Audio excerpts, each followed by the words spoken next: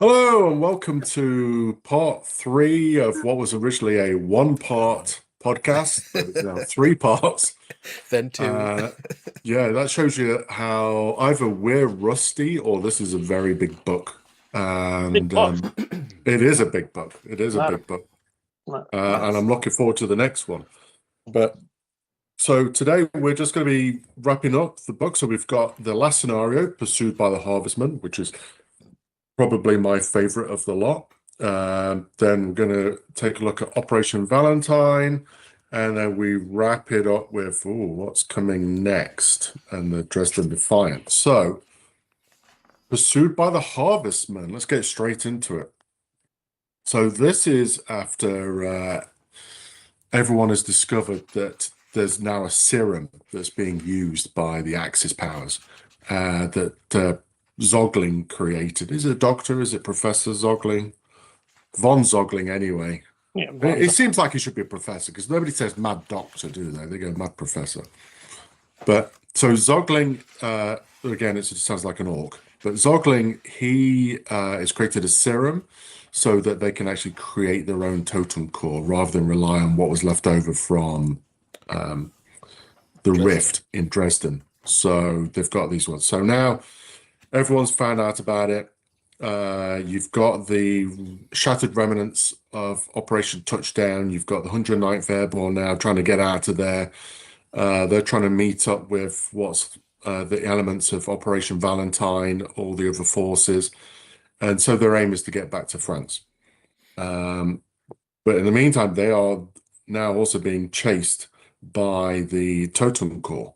So it's the 109th are just like, okay, how can we survive this? How do we get out of this? And of course, when you're being chased by someone that really doesn't tire, is pretty fast and is consistently on the move, it's pretty exhausting for you to try and get away. So looking at this scenario, it's again in the book, 2,000 points. It's Firefly and two Firefly airborne squads. You can take Roberta Wells, which I probably would recommend anyway, because she's great in the rules. No powered armored units. No powered armor units may be taken unless they have the flight special rule, which, as we discussed last time, seems to indicate there will be flying powered units at some point. You can take light artillery teams, light anti-tank gun teams, or medium anti-tank gun teams. Any vehicles must have the jump rule. As I said, the only named hero that may be taken is Roberta Wells. That also seems to suggest to me that there may be future named heroes, but you wouldn't be able to use them in this scenario. Well, there's also Slammer Samuels. Yeah, but I don't like him either. I think there'll be more to come. I think there's more to come. Then we've got the Axis, which is also 2,000 points, led by, it's Der Entermann Oberstarts Albrecht von Zogling. So he's got obviously fake university documentation. Seems like he's not a doctor. And then there's Totem Corps that comes with him, and then the Nachtazera, or the SDKFZ 501-/1. So that's basically this is the core of the army is the Total Core Legion, basically. Yeah, in essence, that's what both of these are. It's the new. Yeah. So we got deployed on a 6x4 board. The scenario page is 96 of the Festung Europa. It's mostly words. The defender's deployment zone is right next to, it's 6 inches away from the attacker's DZE. So this is a game of, it's kind of a weird envelopment. Rather than two opposing forces trying to get off each other's board, you are trying to escape from the Totem Core horde that's chasing you. The deployments zone for the defenders is 12 by, was it 24? 36. 12 by 36 and 6 inches away from the attacker. The Axis are, of course, are the attackers. There are infiltrators that can be applied to this game. But the attackers units are not set up. They basically come on like first wave. and the rest can come on in outflanking. So you could come along that table edge and try and slow down those fireflies and stuff that's trying to get off board. So that's the goal. Now, what's great about this is I love the scenario. It's so different to anything else we've seen. It's a race against your opponent to try and get off the table board. The minute you get caught into combat, it's going to be game over. I think because in this scenario, which actually, no, I'm going to hold off. I'll come to that in a moment. But I do love the fact that this is a race, and you would think with fireflies that that would be really easy, but we'll discover shortly that's not the case. The attacker actually gets to bring on their first wave during turn one. So no order dice like normal. Like I said, it's like breakthrough scenario or envelopment actually would be like the bolt action or such.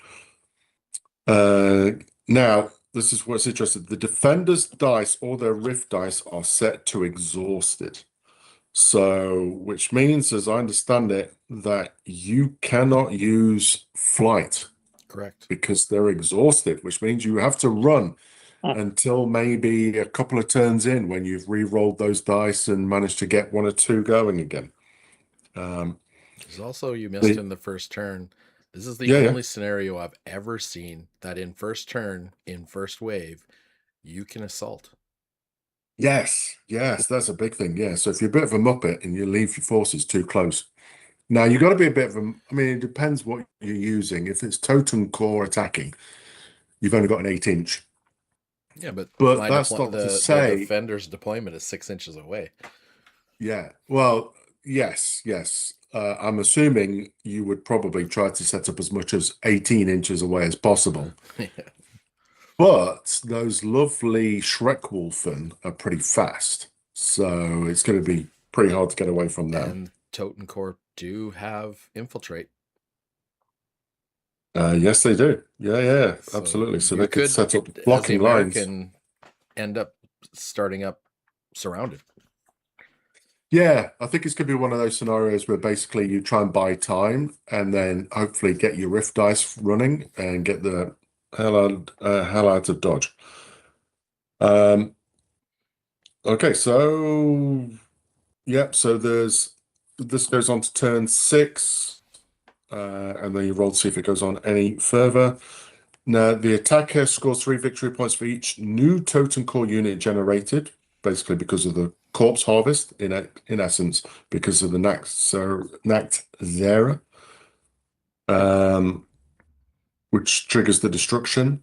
And then if an enemy unit's destroyed and the Lieutenant enhancement is not used, it's only 1 point. So that's why you want to use the vehicles, the SDF Z501-1. You want to use those so you get those 3 points. And then the defender scores 2 points for each unit that successfully gets off the battle zone. And the defender also scores 5 victory points if you remove the Enterman. So yeah, and you need 3 victory points to win the game, which is interesting because normally it's 2. In this book, it's typically 3. So that's which is slight tweakly different. So what do you guys think about this scenario?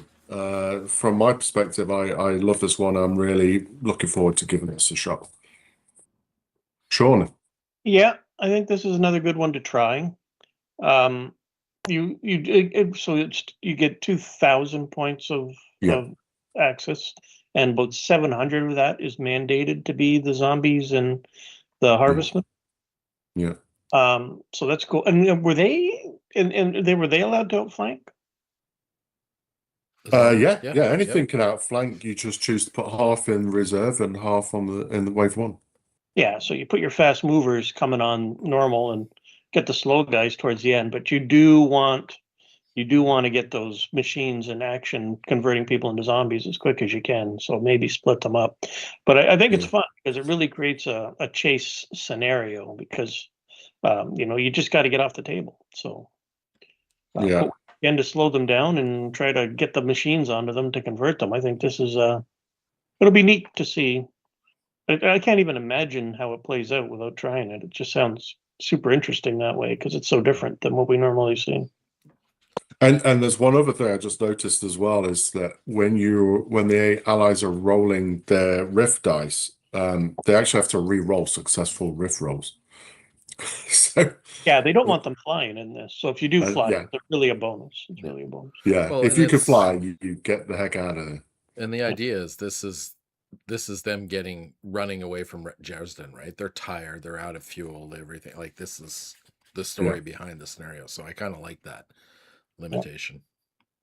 But that's also interesting because it makes me wonder how the rift energy works, right? Because if you can temporarily exhaust it, but then you can long-term exhaust it, you know On what I the mean? There's a on the question. trip out, they talked about how they were using up their supplies of jumping, and they were trying to Yeah. conserve it at the beginning. Mhm. So Yeah. I think that I think they're carrying a limited supply in those backpacks.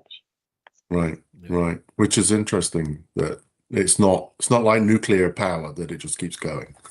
Yeah. Yeah. It's long Cool. enough for a game. 7 turns. Great. Yeah. That's right. That's right. Yeah, no, I think that's a good one. I think, and it's one where luck, I don't think is less luck to it. There is a small element, but it's not something whereas the other scenarios luck could play a big part of it. I think in this one, luck doesn't play too much part of it because it's your riff dice are really a struggle. So you really need to play more with a bolt action mindset to that than you would normally. Well, and the Fireflies, their rift dice only really it gives them the run, the flight, which is definitely a positive. But you're really what I think you're losing in this is the regroup in hell. Yeah. Because if you have flight and you move 24 inches and then you roll another, say even 12, like you max Yeah. out 36 inches, you're gone, right? So I like that Yeah. you're running 12 and maybe you'll get your rift dice and maybe you can get a unit out, but like it's still most of the totem corp are going 8, you're going 12.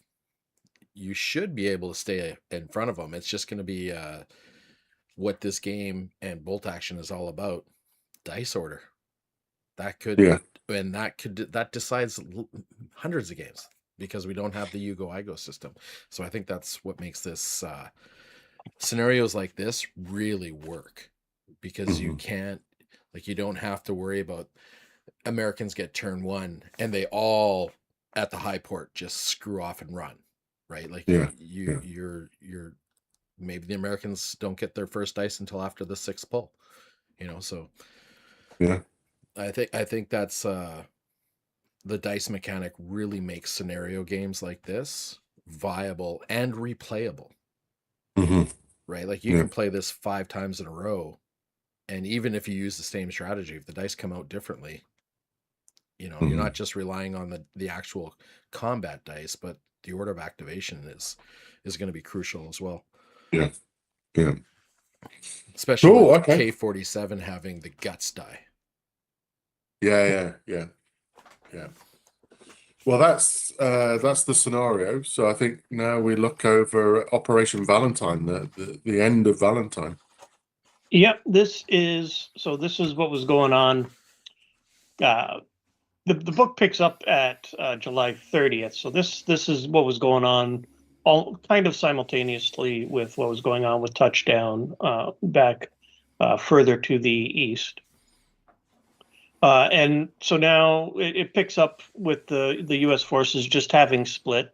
So we know a third goes back to France to head back to the U.S. And then they keep 1/3 this of what was allocated to Operation Valentine, 1/3 around Stuttgart. Stuttgart being the centerpiece to their whole over the Rhine sort of area. So they keep trying to capture Stuttgart, but the resistance around Stuttgart is they just haven't been able to crack that nut yet. Although they did bring down the monster in the Bring It Down scenario. And then the other third heads into the east to try and meet up with the 109th on its retreat when it's trying to fall back from its what is hopefully a successful mission. But as we know, they managed to do some damage, but they did not capture Dresden. They ended up running away. So they do push east. They do it in another two-prong. They like their two prongs, one a little north, one south towards Munich, where the Commonwealth is. And they try to advance. They kind of route around what resistance they get into, and try to encircle whatever Axis forces try to put up a fight. They try to go around them and encircle them. But more forces from the Axis pour in, and they end up with stalemates, and then it's another slow going slog. You get into August, and then they start to make a little bit of progress down the south. They're doing a little better than up north. So that's down. That's Lansdowne is the area they're trying to get to, down Lansdowne. I won't look it up. It's in the map. In the map there, they don't have a good map for this part. I had to keep going back to refer to the original map and to the touchdown map, and they kind of fit together right like that, so you can get an idea what they're doing. But so throughout August, they slowly slog their way to meet up with the 109th. There's a stutter step between the U.S. and the Commonwealth, as usual, where they miss a couple opportunities to link up, but they do start getting some successes. And then even towards the end of August, the Commonwealth captures Deggendorf as a bit of a minor victory, but that town basically surrendered rather than sit there and suffer more bombardment and going all Festung like some of the other larger ones. Into September, the Commonwealth rendezvous with the 109th. So these are the Fireflies that have been trickling back from touchdown, and they've done in about they've got about 250 kilometers in the 4 weeks since the beginning of July, working their way back here, or mid-July when they started the retreat, back here now into September.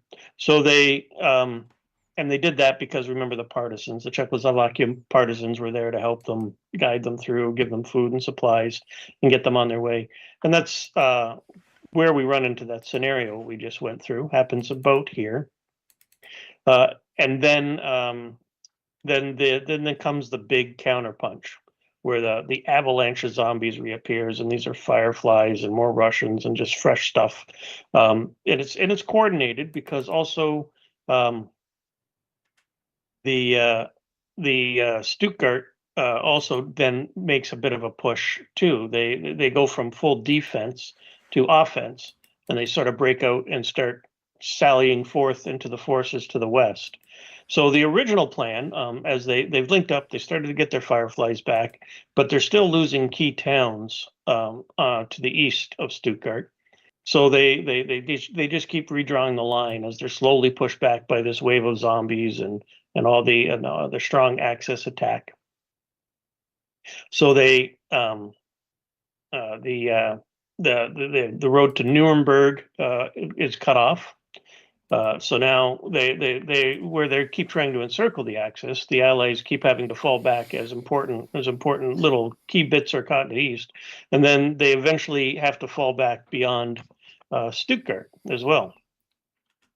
As that they weren't able to take it, and it became sort of a key pin. So they get all the way back to the east of Stuttgart, and they end up having to draw a line from their original positions. Ravensburg to the north, Ravensburg to the south, and then I forget the little name of the town to the north, but it's again just to the west of Stuttgart to begin with. So they end up losing Stuttgart, and everything to the west of it ends up coming back into Axis hands. So that's kind of where they started. And when they cleared the path and cleared all the AA to get the whole touchdown operation underway. So this is kind of it's basically a failure. I'm not sure. Their strategic objectives were to strike at Dresden, and Roberta Wells was to capture the risk. So they didn't really make any of their objectives, but they did manage to retreat with a good portion of the forces, and they did bloody the nose of the Axis forces a lot, and they did learn a lot, and they've been with the new technologies and that. So I guess it's not a total failure. And they do hold that little line. That brings us to about August 10th. They hold that line just west of Stuttgart on the other side of the Rhine, on the German side, the Axis side of the Rhine. So they do have a foothold still. So they've got when the story comes to an end at the end of Valentine, they've made some ground. They've got a bit of a beachhead over the Rhine. So that's all they're going to get. They're not going to no big gains, which is good for the overall progression of the story. So the Axis got a little bloody nose, but there's not really. They didn't really lose any major land or any major rift zombie factories, and even Stuttgart is still standing. And there are a couple letters at the end that are interesting. The one is a young soldier by the name of Gunther. And from his point of view, you get the defender of Stuttgart, or it might have been Nuremberg. I think it was Stuttgart, fighting as a German and seeing how the zombies that rise up on his side to fight for him, but these zombies are other Germans that fall in battle. So you get sort of that despair / inevitable doom type thing. I'm fighting forever. Yeah, I'm in this war forever, whether from beyond death kind of thing. And then another bring it down story. This one is not about a giant AA device. This is a completely different use of the word bring it down. It's a great little story about a company commander for the British. He's a lieutenant, second lieutenant. And they're fighting against Stahltruppen. And the way they describe these Stahltruppen as almost unstoppable monsters, even with their British robots there. And it's a great little pitch battle with heavy machine guns and his Tesla, small arm Teslas. And then the Stahltruppen, every time they bring one down, another one comes walking through. And just all the firepower they're putting into these Stahltruppens, and they call them stalls. They put into these stalls to bring them down, and it's just every time they finally manage to knock one down after he kills a bunch of stuff, and another one steps through, and then when they activate some of their robots, and the Stahltruppen crushes the robot with one of his hands. The robot self-destructs and does a big blow up, blows the arm off the Stahltruppen, kills a bunch of people, and it makes me. I don't remember that. I didn't look closely at the rules for the British robots. Do they have a self-destruct in their rules? No, when I read That would that, be cool. I was wondering if that's what the Mark IIc director's coming out, because everybody's wondering what they're going to bring as platoon commanders, what abilities. So that was one of the things I was looking at going, I wonder if that'll be like if you die in hand-to-hand combat, because right now they're not very good in hand-to-hand combat. So that'd Yeah. be interesting. If they die, they do, Some damage. D6 I plus 1 or something. Something, yeah, like a 2-inch or 3 template or something. Yeah. But so on the other side, I hope it's not a situation where the story writer did a thing that disconnected from the unit, because I hope they don't go that way with their stories. I hope they've got enough control, and there's enough of a connection between the rules writers and the fluff that our stories at least stay pertinent, because you want to build forces based on this fluff, right? You want to recreate, you want to do and they're doing that with their battles. They're turning them into missions. So here's to hoping we see something about this thing blowing up, because it did it purposefully. And it's called Bring It Down because the poor lieutenant, when all is lost, gets on the horn and calls it an artillery strike on his position. And they say, repeat grid coordinates. And he says, on the town here, bring it down. So that's why this one was called Bring It Down. And it was a nice little end. It's a great little story.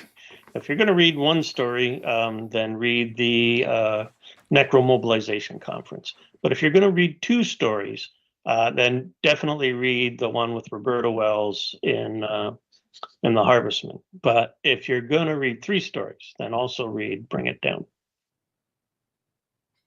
I agree with that. Do you guys have any other thoughts on the ending of Operation Valentine? No, Only that they just started, went back to where they started. yeah. They are.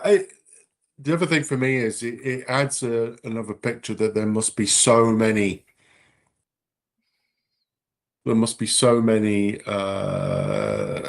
so many differences between our universe and their universe that's more than you take for granted, because they talk a lot about how the Axis have all this flak and stuff, and they've got anti-aircraft left, right, and center and stuff, and it's like, yeah, I'm pretty sure they didn't really have much left by our 1945, let alone 1947. So, and they didn't really have many forces left. And how were they able to build all these? The Green Vault appears and takes over, but how they really didn't have many tanks left, right? Or they didn't have the fuel to make them run. So how are they able to build all these walkers and things? So there has to be more divergence than we take granted, or we assume, where they must have the capacity to do these things. Because I mean, in 1944, yeah, they had a lot of stuff, but still, they're getting their asses kicked, right? So to be able to produce this stuff, I'm thinking they must have had more capacity to create stuff than we're aware of. And the fact for them to be able to create walkers and stuff, like when you're being Especially Germany. bombed all the time, Especially Germany. right? It's Like the oh, long winter was supposed to be when they regrouped and rebuilt, but Germany was, they should have been exhausted and bombed to heck, like you said. yeah. Because I think even in 1944, quite a few of their cities were bombed out. So I'm like, okay, but that just means that, as I said, it's more. You got to put more thinking in if you care. You got to put more thinking into that. But no, I think it's great. I think you're being asked to use to suspend your disbelief, which is it's possible. I sometimes struggle with, but then again, I can't struggle that much because I'm using zombies. So, but yeah, no, I love it. I think it's a good story. I think it's a good campaign. I think it's a great introduction to it. To Conflict 47, it gives us an understanding as what's happened. It doesn't There's a say lot to work who with. the writer is, though. Just at the beginning, they have additional writing, and then they give the credit to everybody who had the stories. So we don't get to know which one of these writers wrote which story. Yeah. Interesting, because that same writer also put pretty neat power armor on that lieutenant too. Yeah. And it could be. I mean, people that have read these guys when they wrote their GW books might recognize the writing style, but I never read any of those books, so I couldn't tell you. Yeah. Mm-hmm. No, it's great. I enjoyed it. Looking forward to the next one. Yeah, me too. Right. So, Dresden Defiant. Yes. This is basically just a wrap up of everything that's happened. Denouement? A denouement. Yeah, it's just basically, in a nutshell, says much what Sean said. Everybody fucked up. We went in, we got our gains, and then we lost all our gains. I like how they've still got Montgomery and Patton, and they're just as spiteful against each other as they are in our history. They also say that they're a full third of the U.S. forces committed to Europe have returned back to home soil. There's an interesting little letter I liked from Major Keller, or to Major Keller, from Heinrich Gross Hauptmann, the Stahl Truppen special character, where he's like, where he's like saying Zogling's taking everything. like he's reanimating corpses in Stalltrooper armor. We can't have that. We got it. Like, so you can see that there's not just a division on the Allied side between Montgomery and Patton, but it also looks like the Axis side isn't so iron-fisted under one leadership either. There's some schisms there, which I think is great because it just kind of, that's human nature. We all like are on one side, but not necessarily rating our goals in the same order. So I thought that was pretty cool. And then there's a little trial note from what looks like Zogling's notes where he's grabbed an Ursus, and he looks like it's in the very last line on the note says specimen largely intact, suitable for stage 1 testing. So he's like, stage 1 thing on an Earth. Yeah, so he's like, are we gonna see the undead? Or are they gonna try the undead? Maybe it'll fail. Like I would hate to see the game mechanics for undead Shrekwolf and an undead Ursus. That would just be nuts. So the very last paragraph of this, or second last, I guess, is, however, the Axis weren't the only players making major technological strides, as the recent military incursion into the heartland of the United States had starkly highlighted. So you turn to the very last page in the book. All units, the conditions are favorable. Amaterasu smiles upon us. The way is open. Execute. The Japanese have invaded the U.S. Yep. And, I had to look up Amaterasu, and I probably still pronouncing it wrong. I apologize. But it's basically the shining goddess. The Amma is shining, and Terasu. Again, I apologize to all you Japanese people out there or Japanese speakers. I am brutalizing this. Is shrine, and so it basically means the goddess, the holy goddess, is shining upon the Japanese. There's an opening. We're gonna take it, and off they go. And that's the end of the book, which brings us to our next book coming out end of July.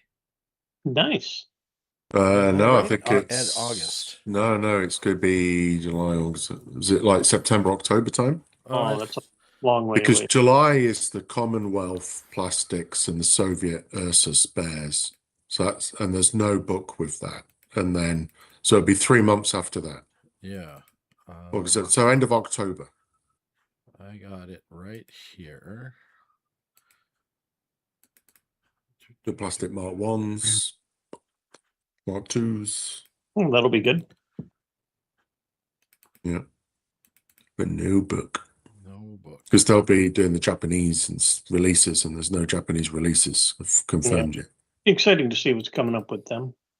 There was also a note in there about putting pressure on the French to get them to get Yeah, Q3. Sorry. I wonder what the French would do if they had an army book. Yeah. Interesting. Yeah, because there was that talk of that in the Nuremberg, or in that meeting, right? They were saying the French want to have something.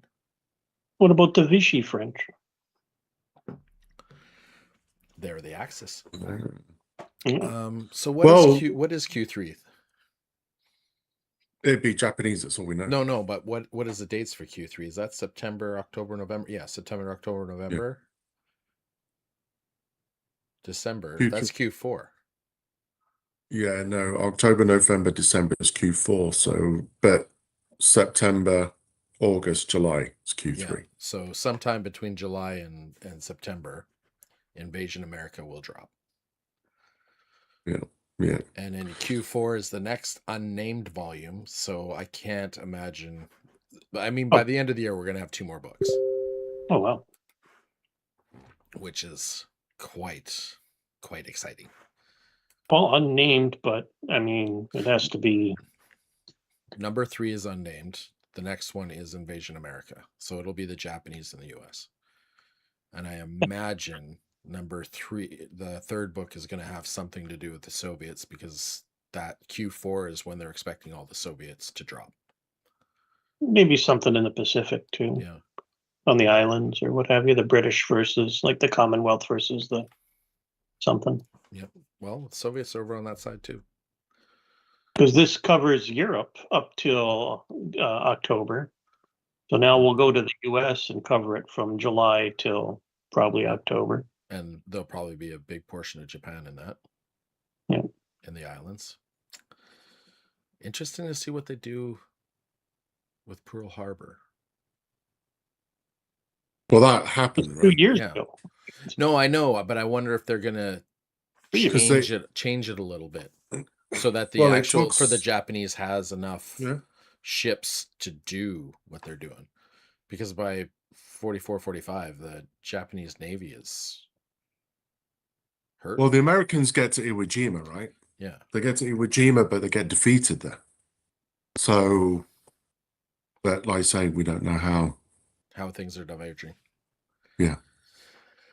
All right, that's it for me.